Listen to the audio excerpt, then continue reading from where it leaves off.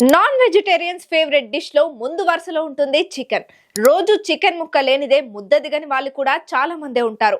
Weekends మాత్రమే కాదు, week మొత్తం కూడా చికెన్ తో రకరకాల వెరైటీలు వండుకొని లొట్టలేసుకుంటూ ఆరగిస్తుంటారు.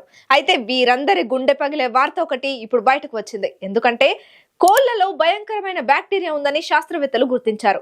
తెలంగాణ, కేరళలో అమ్మే బాయిలర్ చికెన్ లో యాంటీబయోటిక్ ను తట్టుకునే బ్యాక్టీరియా పెరుగుతోందని నేషనల్ ఇన్స్టిట్యూట్ ఆఫ్ న్యూట్రిషన్ సైంటిస్టులు హెచ్చరిస్తున్నారు. పౌల్ట్రీ ఫార్మ్స్ లో కోళ్లకు అవసరం ఉన్నా లేకపోయినా యాంటీబయోటిక్స్ విచక్షణారహితంగా ఇవ్వడంతో వాటిలో యాంటీ మైక్రోబయల్ రెసిస్టెన్స్ వృద్ధి చెందుతున్నదని నిర్ధారించారు.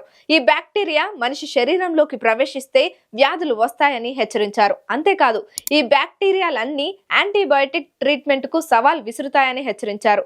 సో ఫారం కోళ్లు తినడం మంచిది కాదని తెలిసినా చాలా మంది తినకుండా ఉండలేకపోతున్నారు. కాబట్టి ఒకవేళ తిన్నా బాగా ఉడికించి తినాలని సూచిస్తున్నారు.